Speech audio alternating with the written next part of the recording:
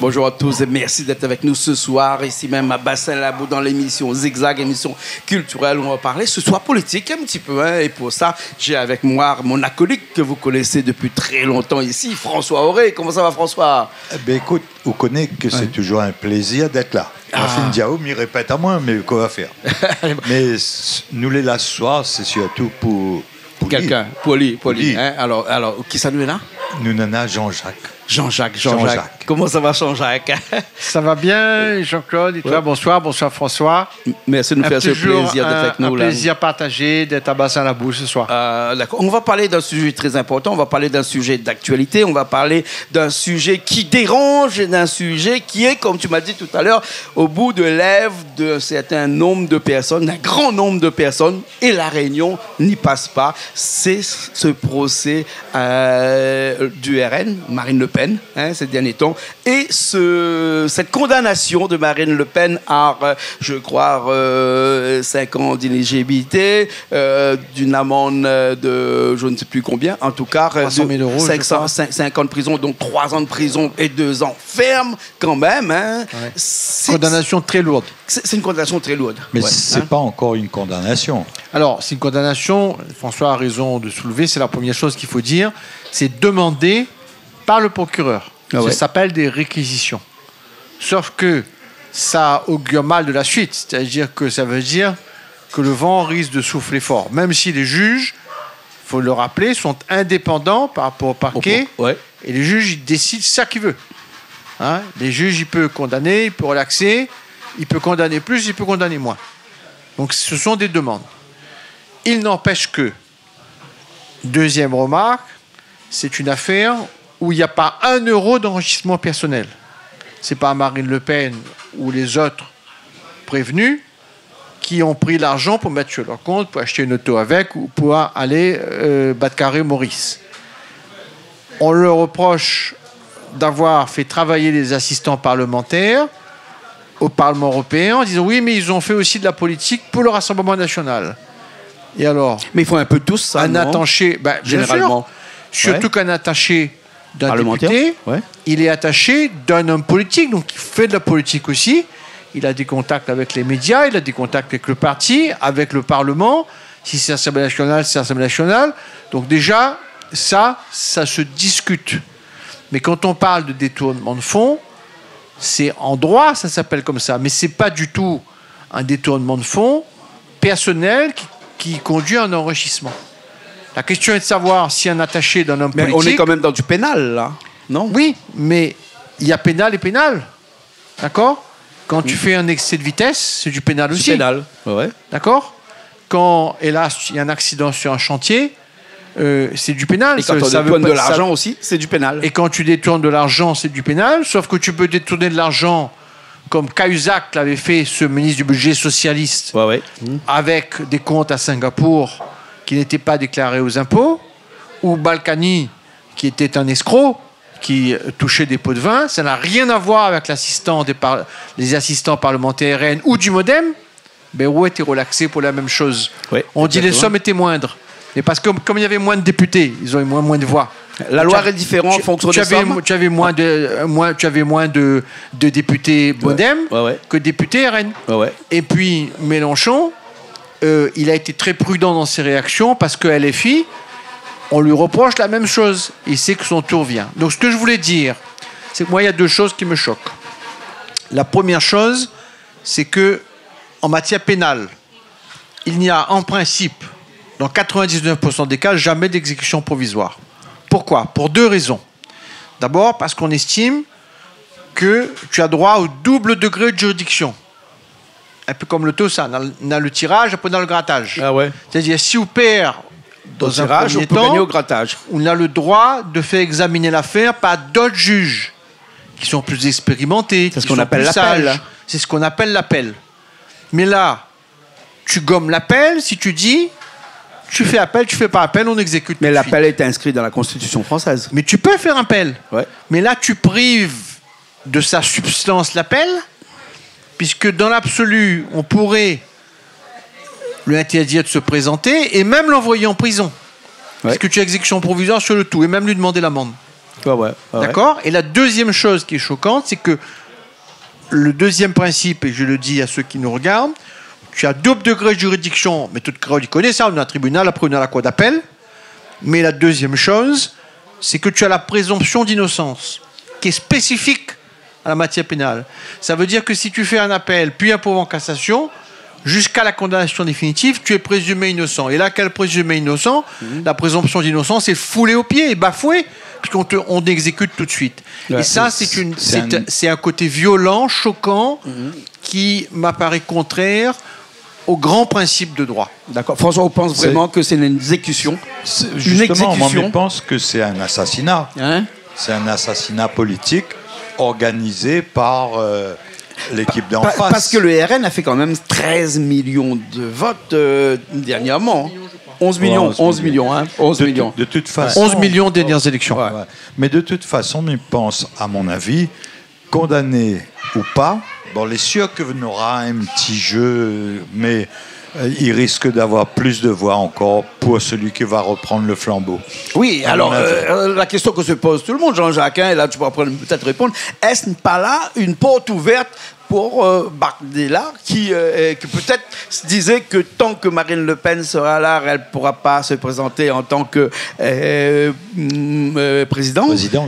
Qui sera peut-être un bon Premier ministre. Hein. Peut-être que lui, il ne veut pas aussi d'être un bon Premier ministre, il veut aussi peut-être se présenter. Peut-être que là, c'est aussi, peut-être, il est au carrefour de sa vie aussi. Quand même, croisée de chemin. Croisée de chemin, là. Quand même. Alors, là-dessus, je ne peux pas répondre à vous parce que je n'allais pas dans la tête de Jordan Bardella, même si j'étais au lancement de son livre à Paris. Parce que dit tout le monde, on en parle actuellement. Hein? Mais moi, je suis avant tout un citoyen. Avant d'être un avocat, avant d'être un homme politique, je suis un citoyen. Et je trouve choquant que quand tu passes devant un tribunal, parce qu'un juge peut se tromper, et la cour d'appel, dans un certain nombre de cas, est là pour rectifier les erreurs des premiers juges. Et c'est pour ça qu'on prévoit 2 degrés de juridiction, et qu'on dit que tant que tu n'es pas définitivement condamné, si tu fais appel, ça gomme le jugement de première instance. C'est ça le principe fondamental. Et moi, je trouve choquant que dans un dossier aussi important, d'accord, on dit ça a duré longtemps, et alors, tous les dossiers importants durent longtemps. Moi, je constate que dans le même dossier, François Bayrou a été relaxé. Mais il n'y a pas de jurisprudence. Et je constate que même dans le dossier Bayrou du MoDem, il y a 2 députés européens qui ont été condamnés. Mais il n'y a pas d'exécution provisoire. Mais donc c'est ça ne peut pas faire jurisprudence dans une défense. La jurisprudence, en fait, tu sais, c'est l'œuvre des juges. Leur impérium est total, c'est-à-dire que leur pouvoir est total. Et on ne sait pas effectivement ce qu'ils vont décider. Mais je trouve qu'il y a quelque chose de dangereux à remettre entre les mains de l'autorité judiciaire. Je dis bien l'autorité judiciaire parce que les juges ne sont pas un pouvoir. On a le pouvoir exécutif qui est le président de la République, le pouvoir législatif, Sénat, Assemblée nationale. Et eux, c'est une autorité. Et là, donc, on a l'impression que c'est eux qui tranchent à la place du peuple français en privant de nombreux réunionnais, puisque je crois que Marine Le Pen a fait 200 000 voix à la dernière présidentielle, et de nombreux Français, avant même que la justice passe. Moi, je suis pour la justice. S'il y a des irrégularités, il faut qu'il y ait des sanctions, mais qui tiennent compte, je parlais tout à l'heure, dire qu'il n'y a pas d'enrichissement, que c'est quelqu'un qui n'a jamais été condamné. On parle de récidive. Évidemment, tout le monde, le MoDem, le Rassemblement national ont tiré les leçons de ce qui s'est passé, mais fais pas la boue avant la pluie. Laisse la cour d'appel, si jamais ils étaient condamnés, parce que ce n'est pas le cas, laisse la cour d'appel décider avant de couper la tête de la personne. Bien sûr, là, c'est seulement une réquisition du procureur. Voilà, c'est une demande du procureur. Mais est-ce qu'on n'a pas l'impression, là, de croire que ces juges qui ont ce pouvoir, qui sont intrinsèquement liés à eux, c'est-à-dire qu'ils n'ont pas à prendre les décisions ailleurs, ils n'ont pas été dictés quelque part, on a l'impression, par un autre pouvoir, et surtout un pouvoir présidentiel qui est le président Macron? Alors, là aussi, je ne sais pas. Je peux livrer qu'une impression, un sentiment. Moi, je pense qu'aujourd'hui, les juges ont totalement échappé, même au pouvoir exécutif. Je pense que du temps de François Mitterrand, par exemple, qui était un président qui avait beaucoup d'autorité, et encore plus dans les présidents d'avant, si on peut remonter jusqu'au général de Gaulle, jamais l'autorité judiciaire n'aurait, qui peut-être était moins indépendante, hein, c'est discutable, certains disent ben, c'est dommage, ils étaient moins indépendants et peut-être plus soumis. Mais il y avait l'intérêt supérieur du pays comptait avant tout. Et aujourd'hui, je pense que même le président de la République, il n'a plus d'autorité sur les juges et il ne peut que constater parfois des décisions, même quand elles lui déplaisent. Je vais donner un exemple. François Bayrou, proche de Macron, est relaxé. Le parquet fait appel et le pouvoir politique est impuissant.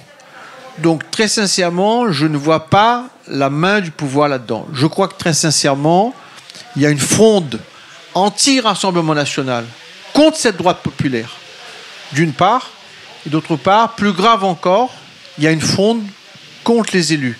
Mais si les élus ne sont plus là pour diriger, administrer et faire aussi, dans un pays très pauvre comme la Réunion, faire les intermédiaires, les médiateurs entre la population et le pouvoir économique, les élites et les fonctionnaires.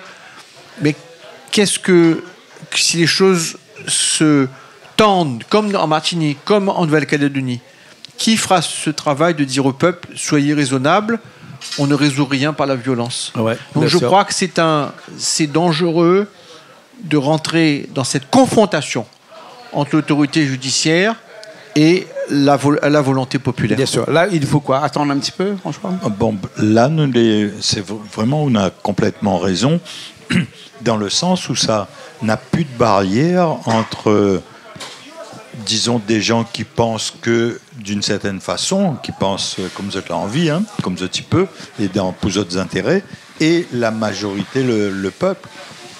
Le peuple, il dit, zoti vote dans tel sens. Ben, en face, il dit, comme ne peut pas changer le peuple, nous va changer le vote du peuple. Yeah. Il ne tient pas compte. Et il est vrai qu'en Europe, en France et en Europe, il n'a pas tenu compte pendant plein de fois du vote du peuple français d'une manière C'est quand même que générale. Pas un petit peu anticonstitutionnel, puisque dans la Constitution, on dit bien que c'est le peuple qui décide. Hein? On peut aller voir un petit cours Monsieur Paul Warreau, par exemple, hein, avec son livre rouge. Hein? C'est le peuple qui décide dans la Constitution, je crois l'article 3 hein, de la Constitution. Et aujourd'hui, on a l'impression que c'est plus le peuple qui décide, parce que même si le peuple a décidé que Marine Le Pen pourrait devenir prochainement présidente, la première femme présidente en France, hein, quand même. Hein, et ben, non, on lui coupe l'herbe sous les pieds tout de suite. Et c'est là possible. Que tu vois, je crois que la façon dont nous appréhendons le problème, la majorité des médias est anti-RN. La majorité des médias aux États-Unis était anti-Trump. Anti-Trump, voilà. Et 90% des médias étaient pour Kamala Harris. Ouais. Et Trump gagne parce qu'il a l'Amérique profonde. Pour lui, les classes moyennes qui disent ben, les loyers chers, l'essence est chère, ils ne gagnent plus faire les courses correctement. Un peu comme à La Réunion, finalement, à certains points de vue. Ouais. Je ne dis pas que tout est comparable. Et là, on voit que cette droite populaire qui puise chez les plus modestes, chez les classes moyennes, eh bien, peu importe les médias, le beau a son idée, il vote.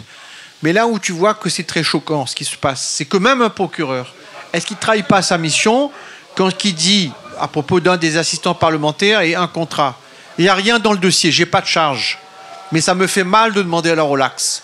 Je ne demande pas. Mais est-ce qu'il a le droit de dire quelque chose comme ça? Il peut dire ce qu'il veut, mais je crois que le garde des Sceaux devrait saisir le Conseil supérieur de la magistrature, parce qu'un procureur, qu'il soit de droite, qu'il soit de gauche, on s'en fout.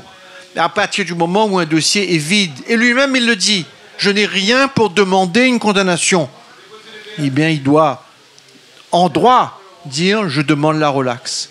Et là on voit le parti pris, non seulement pour cette personne-là, que c'est un dossier de règlement de compte et que les dés sont pipés. Et ça m'inquiète beaucoup pour l'avenir de la République. Ben ouais, exactement. Hein. Alors, par exemple, d'après toi, qu'est-ce qui va se passer là dans les prochains jours, dans les prochains mois? On connaît, moi, je ne pas Mme Vistelda, je ne pas Mme Soleil.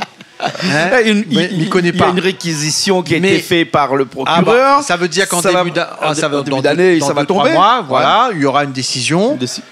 J'espère que les juges, dans leur sagesse, ils rendront leur décision en toute indépendance, mais qui vont dire, nous, on a décidé que.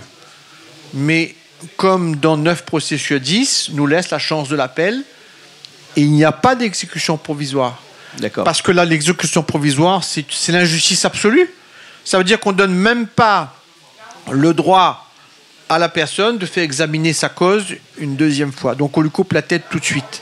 Est-ce que c'est parce que c'est Mme Marine Le Pen qu'on fait ça? Est-ce que c'est parce que c'est le Rassemblement national? Mais c'est possible au pénal, ça. Hein, c'est possible, mais c'est très rare. En matière civile, on le disait tout à l'heure en antenne, tu me disais il y a beaucoup d'exécutions provisoires. En matière civile, par exemple, tu ne payes pas ton loyer, tu prends une ordonnance de référé, tu es expulsé, on exécute. On est en matière civile.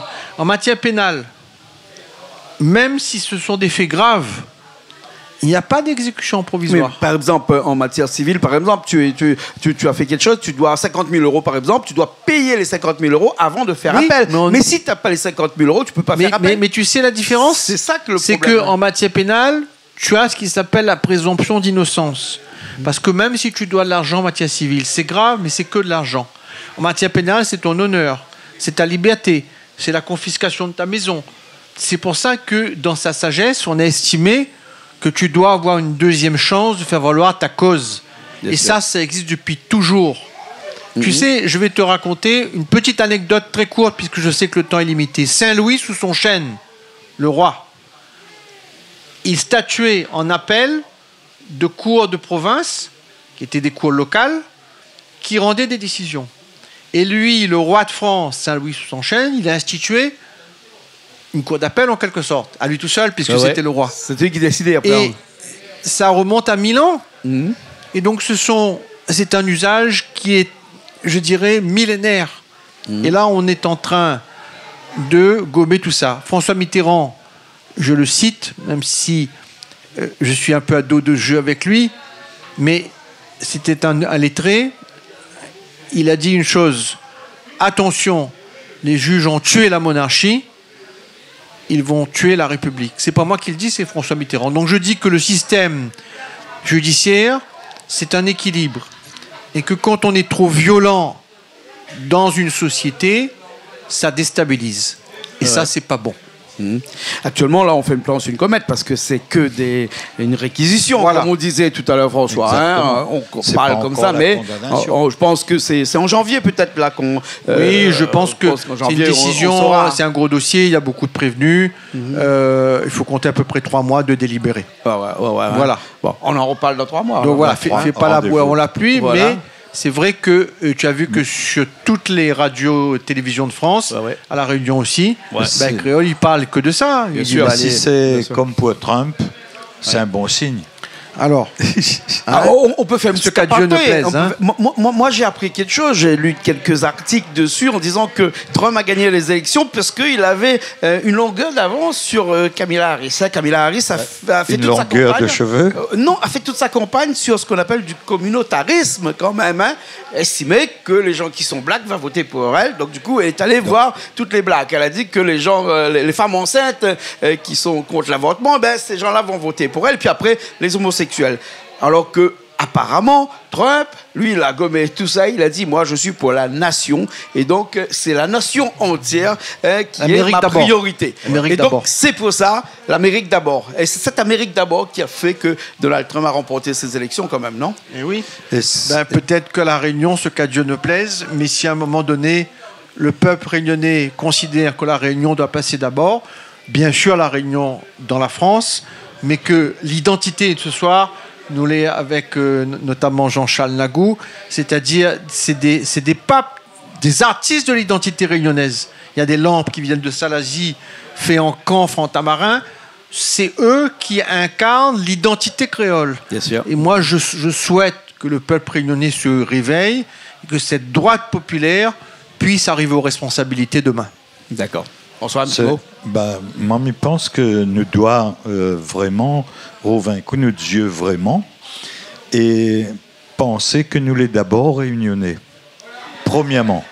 Après, bien sûr, nous les Français. Bien sûr, nous appartient à la zone océan Indien, nous appartient à l'Europe, nous appartient à plein de choses. Mais premières affaires, nous les réunionnais. Pardon. Et si nous toutes, que ce soit droite, gauche. D'abord, nous dit nous les Réunionnais, ben c'est la Réunion, ils gagnent tout le temps. Bien sûr. Bien sûr. Merci beaucoup, Jean-Jacques. Merci Jean-Claude de ton accueil. Merci à Canal Austral. Merci à François. Merci à François. Merci, merci aussi. Et merci sur toute de mon garde à nous voilà, encore. Voilà, merci aux téléspectateurs. Salut la Réunion. Puisque à partir de ce 21 novembre, 16h, sur Orange Canal 410, on sera en France, on sera en Guadeloupe, on sera en Martinique et on sera aussi en Guyane. Voilà. Donc à nous on ramène notre culture là-bas. Donc Créole de Métropole, il pourra veiller à nous. Voilà, il veille à nous. Et même de l'autre côté, la mer là-bas. Voilà. Merci beaucoup aux toutes. Merci à Richard qui était à Technique, François, Jean-Jacques. Nous on se retrouve la semaine prochaine dans une nouvelle émission. Bientôt. À bientôt.